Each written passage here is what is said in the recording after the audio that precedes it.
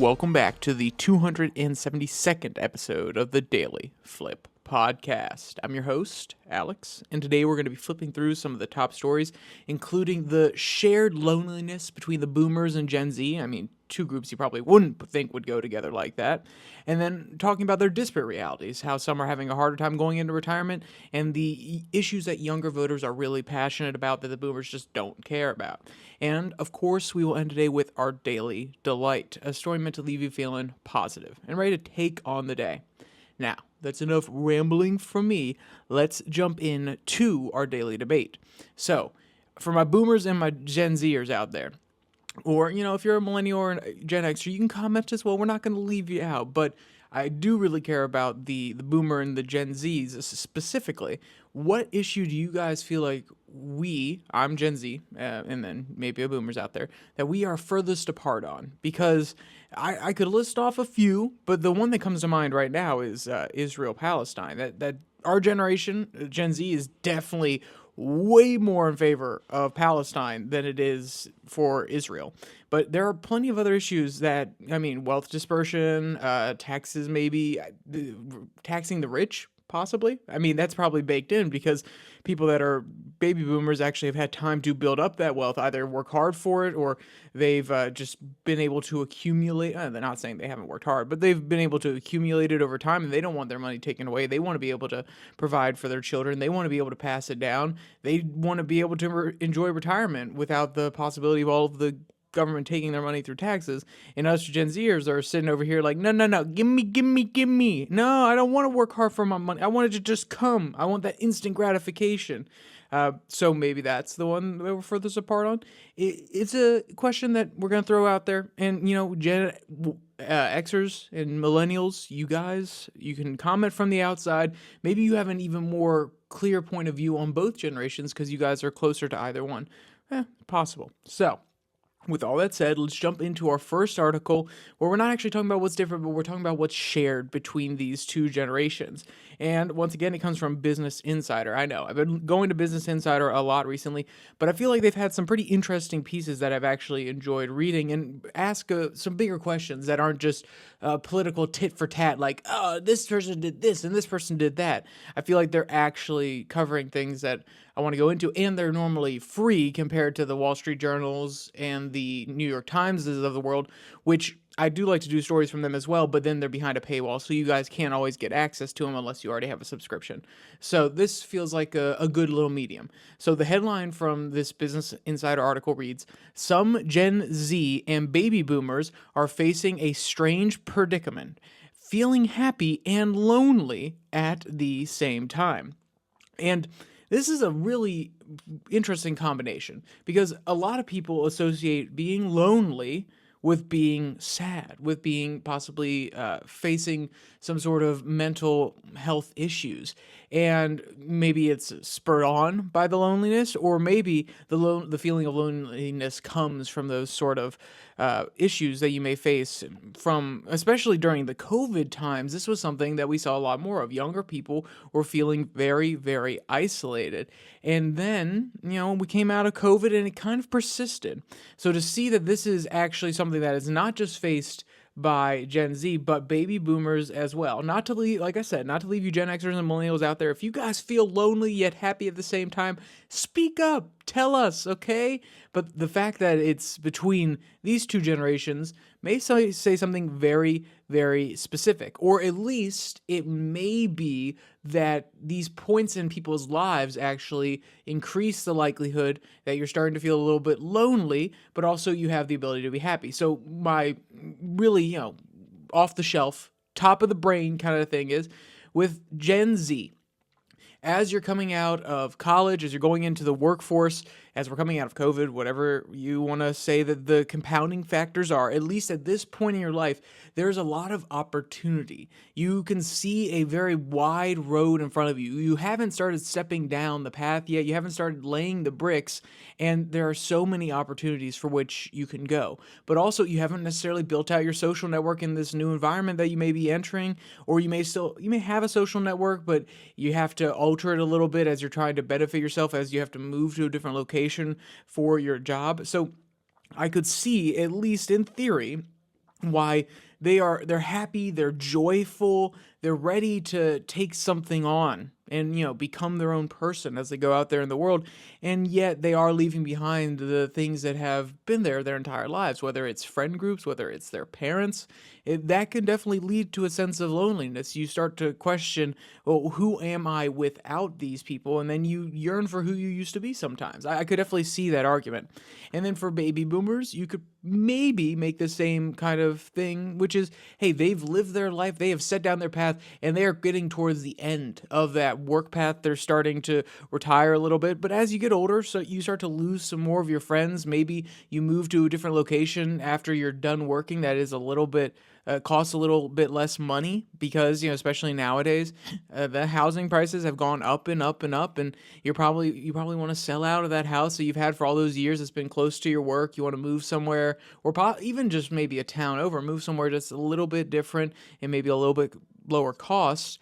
And you kind of miss those networks. Your friends have also passed away as you get older, as I was mentioning, but you still have reached a point of fulfillment. At least you have put your how should I say it? You have put your plan into motion, and now you're at the point where, hey, I can actually relax and retire. Because baby boomers aren't just like the 65-year-olds; they're also the 70-some-year-olds, which is the first person that we open with here in this article. Quote, Harry Sumter, sorry if I'm mispronouncing your name, 73, has a laundry list of activities to fill his time. He takes classes through a program for adults over 50, is part of a biking group, participates in a book club, belongs to a synagogue, and is also an artist with a show coming up in just a few weeks. All those activities have been totally essential for his well-being, the Minnesota resident said. Quote, it's great, but it takes a lot of effort, Samtor told Business Insider. It's something that's very important that I do, and it brings me a lot of joy. And that's also something that I think is very interesting, because people who very often feel, I don't want to say let's say it this way, they have negative emotions, whether it's sadness, loneliness, so on and so forth.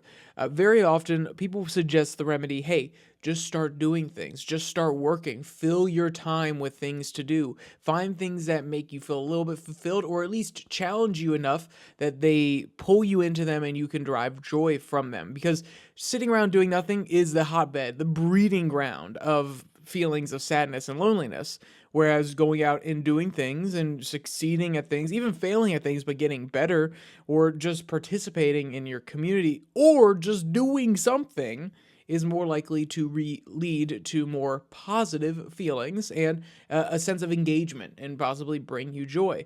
But what this article is pointing out is, just because you're doing all those things that do bring you joy, it doesn't necessarily mean that you're not lonely anymore. You could be doing a lot of fulfilling things by yourself, but that doesn't mean your heart doesn't ache in the middle of the night when you say, "Oh, well, I wish somebody was next to me here in this bed. I wish I could talk to a partner who is on the couch with me when I get home from work. I wish there was just somebody there." And maybe this sounds a little weird, so maybe there was just someone there to give me a little massage every once in a while. All of those things can be true while you still jam pack your day. And with the millennials, with the Gen Xers, they maybe have that partner. They haven't lost them yet necessarily, or maybe they're so consumed with something that they don't necessarily need that partner. And for Gen Z, like I mentioned earlier, the whole path is in front of them, so they can really fill their day with busy, busy, busy. I mean, at that point in your life, you can be totally consumed by work. I mean, it is literally the point. I mean, not to be cynical, not to be overly materialistic and capitalistic, but that is the point. When you are at that age, you can run longer, you can run faster, not literally, well, literally sometimes, but at least figuratively, you can do more, and you can let work be so all-consuming to you and be a productive machine so that you build your basis of value going into the economy in the future. And that can be all-consuming as well. That can bring you a lot of fulfillment and joy. And then you still come home and there's not someone there, which it doesn't necessarily have to be. Some people don't want to get married until they have their career at least on a short and narrow, or at least a narrow streak. But there is something about coming home to not a person who deeply loves you for who you are. Maybe if you have a roommate, that's one thing. Maybe you have a best friend that you're living with, sure, but maybe you actually need more than just that. You need a little bit of fulfillment of the heart, not just presence around you from other people. That's also a possibility, because that is one theme that both of these generations are talking about. At least multiple times it comes up that the older generation has lost a person that they love, that was their spouse for a long time, and that Gen Z isn't actually necessarily dating as much, or isn't out there as much in the dating pool. So maybe we have a deep yearning for love within both of these generations, and Gen X and millennials, they're kind of at that premium point where they know who they are, they meet somebody else who knows who they are, they come together, they can love one another, reside with one another, appreciate one another, kind of thing. But when you're a little bit too young, you don't necessarily feel that yet, or when you're too old, you actually lose that person. Maybe that's one of the reasons here. And I know you're probably saying, well, Alex, you're really all over the place. And I am all over the place. And that's the reason is I don't know why. Business Insider has its theories. It says, quote, happiness and loneliness are complex emotional experiences that are not mutually exclusive. Ellen Graham, a co-author of the Loneliness Study and associate professor of the Medical School of Science at Northwestern University, told BI, aka Business Insider, quote, Graham's work was conducted before the pandemic and examined over 250,000 participants. That's a lot, goodness, for 9 different countries, including the U.S., Germany, and Australia. And what she comes around to is, quote, you can experience both at the same time, especially during midlife. That's an emotionally complex time, and people have a lot going on, Graham said, so people maybe feel a little less happy as they reach the midway of their life. But it doesn't mean you're also feeling lonely. So, she provides, well, hey, there's this possible reason, and she kind of gives a little outline as to the normal way that people would experience a little bit less joy towards the middle part of their life, but that doesn't necessarily come with loneliness. So she's outlining that this really is something specific that's hitting at these 2 different times. And I'll be honest, she does provide a little bit, I take that back. She doesn't provide the most insight into why that's happening. And BI tries to do it with the love examination. But the point that I wanted to get at, and the reason I thought this article was important, is because it doesn't matter what explanation that you give it. Whether it's, love, whether it is the fact that it's some of the things that I outlined at the very beginning, that the life paths have a potential. The place that you're in life have a potential just to provide you with more joy, but also to isolate you more. All of those things don't really matter, because the reason I wanted to point all of it out is it's something that Gen Z and boomers share. This is a trend that I've been talking about for a while now, which is Gen Z is a generation that, while it is very, very left-leaning, it is also the one that is most conservative out of the last 3. And what I mean by that is, in comparison to the last ones, it is the most conservative since the baby boomer generation. Let's be clear. It's still not at the baby boomer levels, but it is still leaning a little bit more to the right. And it's interesting to me that normally Gen Z can't look to baby boomers. They can't look to them for any sort of relation. They feel as though that they're not the same. If you want to hear a little bit of our lingo, talk to the millennials. If you want to hear or feel a little bit of that cynicism that we know all too well, talk to some of the Gen Xers. You can kind of relate to these people. I mean, the prominent media figures, the prominent commentators, the people that are writing our news are probably all around Gen X-ish, and then a few baby boomers sprinkled in there. But all the characters that we can relate to in our culture happen to be millennial and Gen Xers, which is how the economy is structured. At this time, most baby boomers are exiting the economy, sure, but it's a beautiful thing. Even if it's about sadness, even if it's about loneliness, even if it's about mental health issues, that Gen Z can now relate to the baby boomers the most. And I think it's funny that in their moments of loneliness, they could relate to the other group that is the furthest away age-wise, and yet there's something there that resonates. Maybe it's just a generational thing. Maybe our generation is more capable of joy, just like baby boomers are more capable of joy, and yet we still are able to feel that deep loneliness because we need that certain connection between people, and maybe the other generations can't feel that. I highly doubt that. I know some millennials, and they deeply yearn for human connection, so I highly doubt that's all of the factor. But it's just extremely interesting to me that finally these two groups that are very different have a commonality. And maybe us Gen Zers could look to the baby boomers a little bit more for guidance, and we could go ask them and hey, we want your wisdom, okay? Because right now we're just referencing the generation above us. They're all cynical. They're all pulling us one way or the other. How about we go talk to some baby boomers? How about we listen to their advice? How about we ask for their wisdom and their life insights, and maybe we can actually use that to open up a new era, not of the dark cynicism that lies, that is bred of the end of Gen X's control of our system and the incoming millennials who are rising. No. Maybe we can find hope and joy again. That is something that obviously we yearn for. Obviously we're looking for it. Obviously we're capable of it. But maybe the boomers are able to give us a little bit more insight into what has provided that happiness. And maybe it is that love factor. I don't know. A lot of the boomers that I know were that are still really happy are together. Then again, that doesn't necessarily mean anything, because when you lose a spouse, you're more likely to pass away sooner. So statistically, that doesn't necessarily mean anything. That's fair enough. But let's jump to the next article that we're going to start talking about, the disparate realities. We talked about what's similar. We talked about how they can relate. Let's talk about what's very, very different between them. And you know how I said that whole thing about Business Insider being a free version? Well, the next two articles come from the Wall Street Journal and the New York.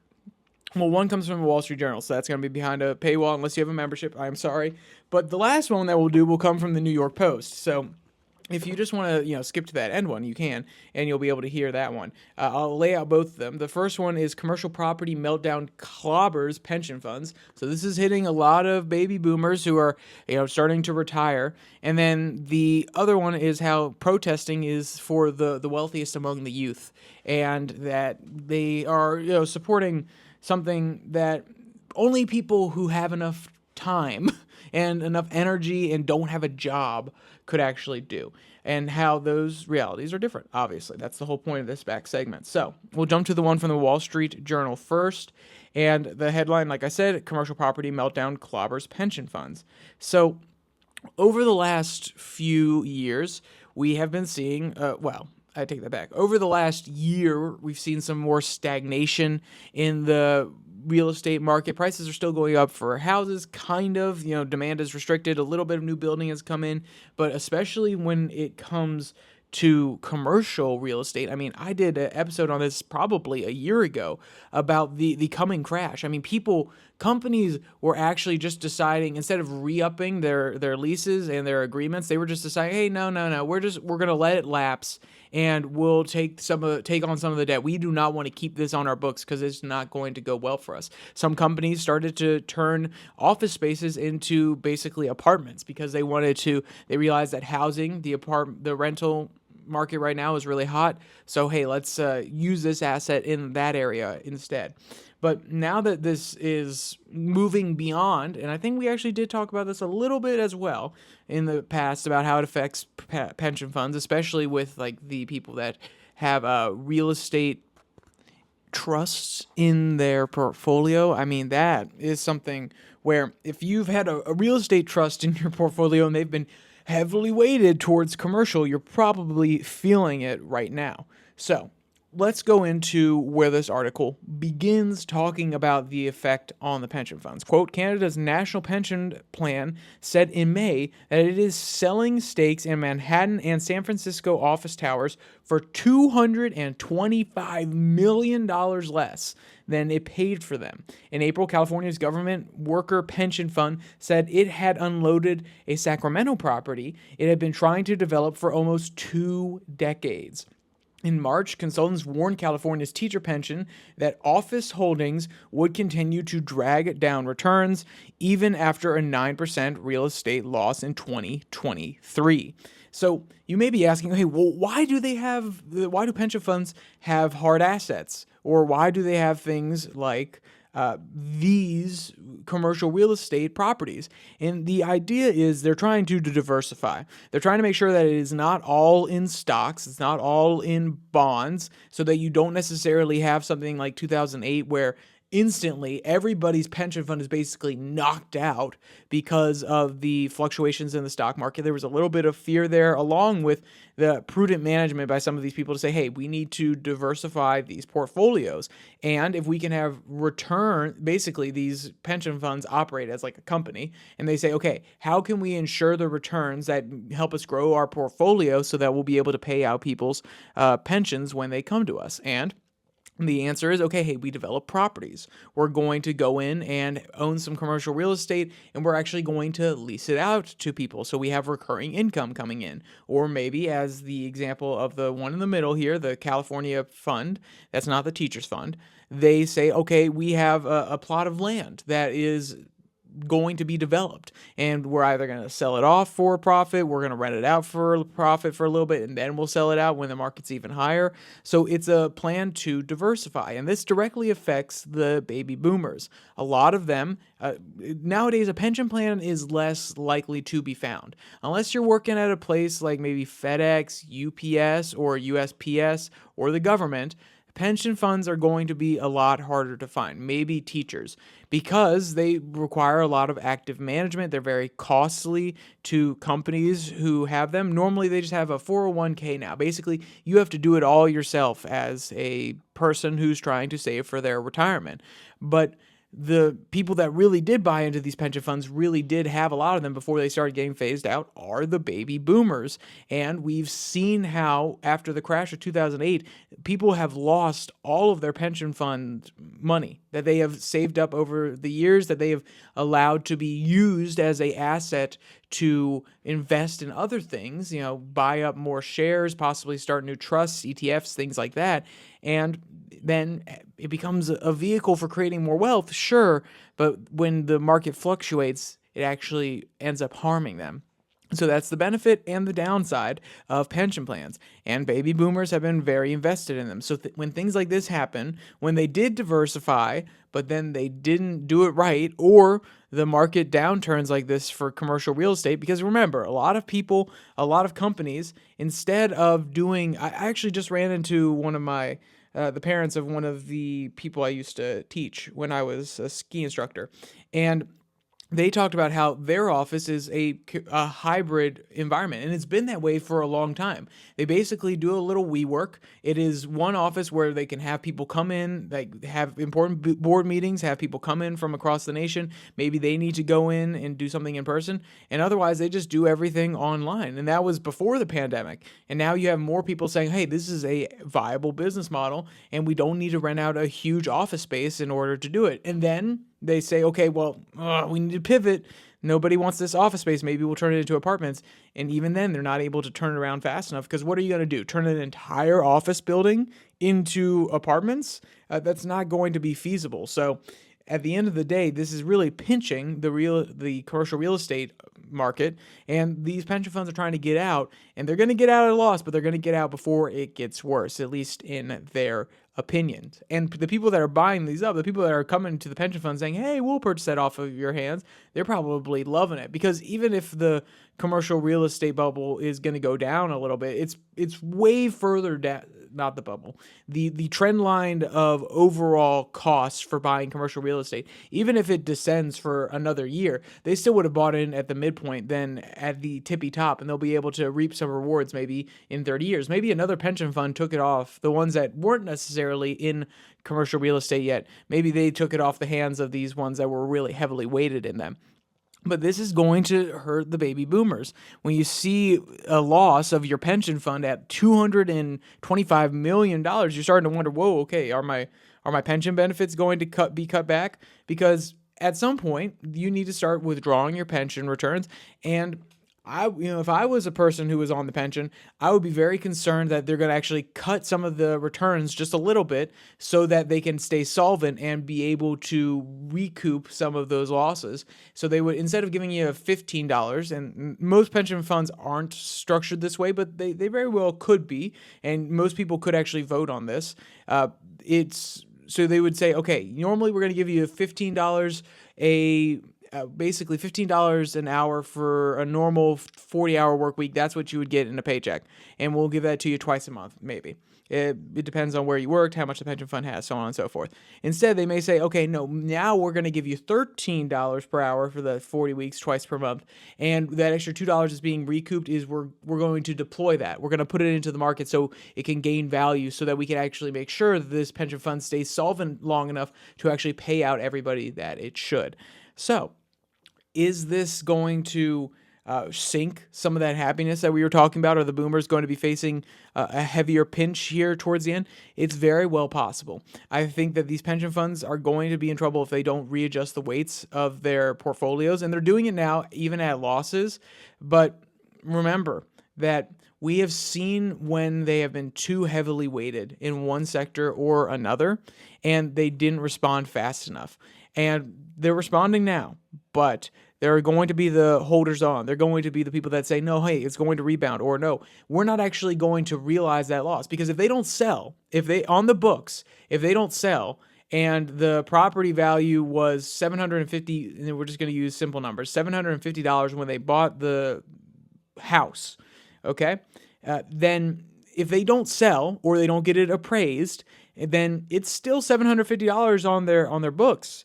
Until they either sell it, they don't realize that loss, or they get it appraised, they don't have a new evaluation for it, they don't realize that loss. So it still looks good. But then when you actually sell it off, that's when you actually have to bite the bullet and write down how much of a drop in value it was from when you first purchased it. So some pensioners may be thinking, oh yeah, hey, the pension fund's doing fine right now. And honestly, in reality, they have some assets that, would be evaluated maybe half of their current value, maybe even, less than that. And it is giving a false idea of hope. And that could turn out bad for our baby boomers.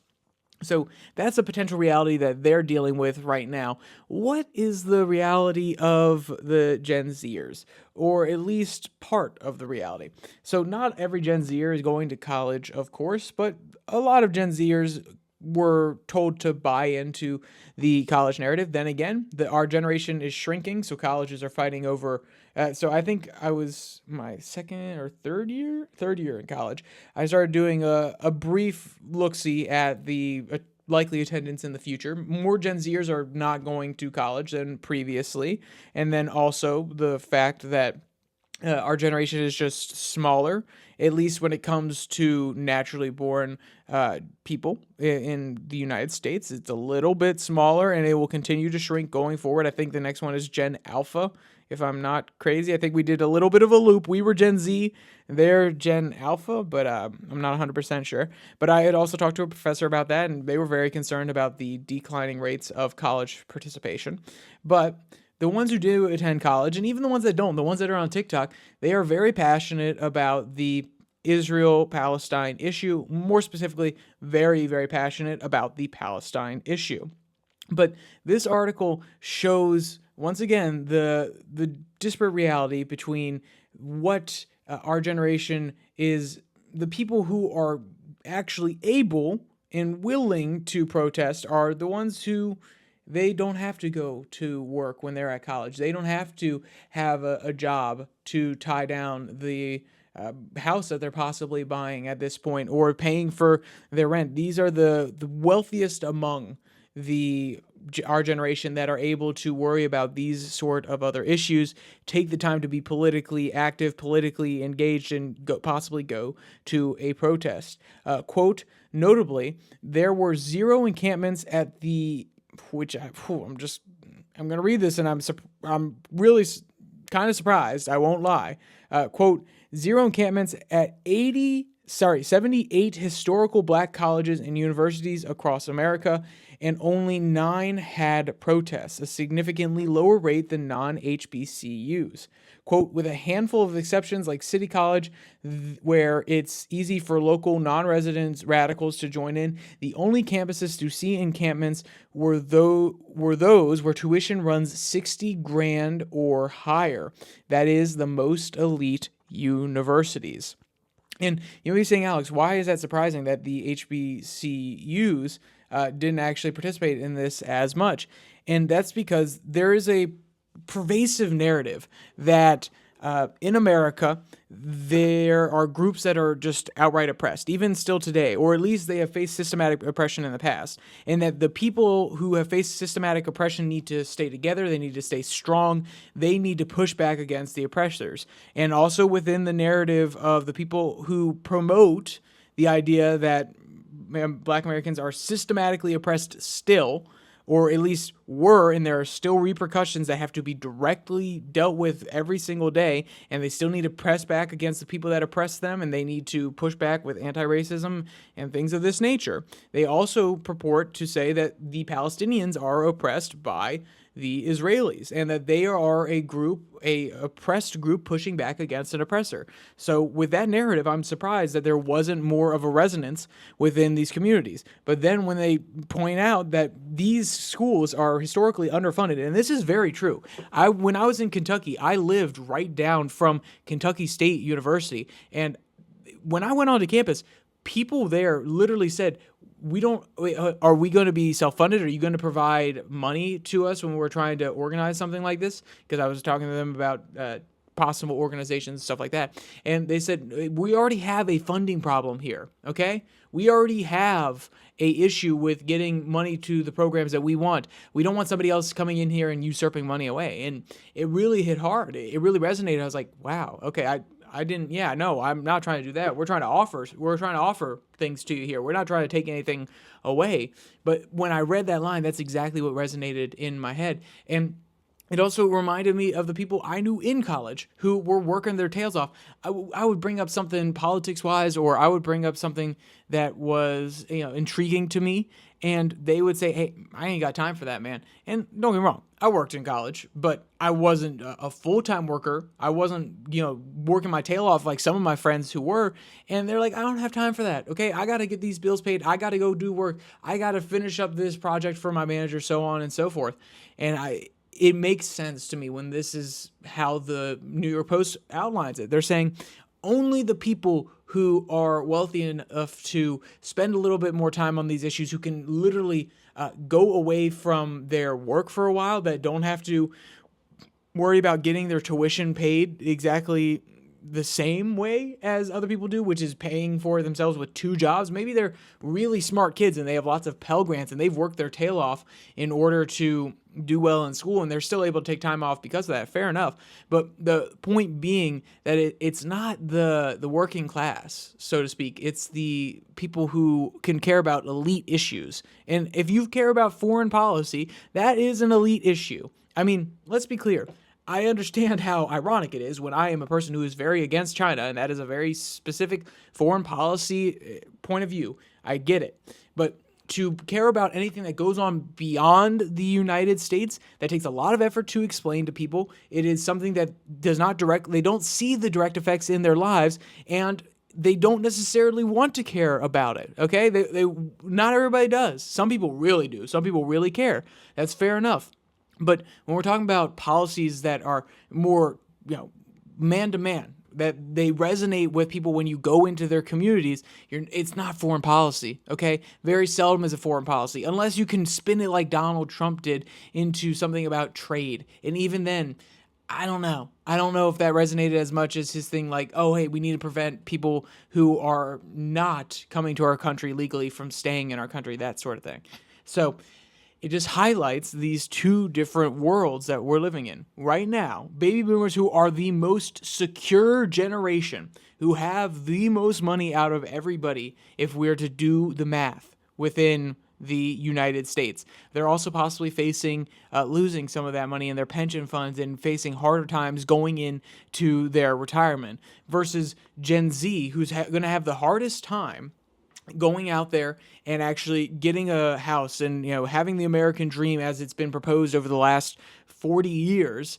And yet the most active people in the generation are the extremely, I don't want to say extremely wealthy, but the well-off who are taking on very niche political issues. They're very disparate worlds, and yet overall our generations are both relatively happy, and yet there is a sense of loneliness. I think that all of these stories, while they don't form the most coherent narrative, the most coherent theory in the world, I just find them absolutely fascinating that all of those things can be true.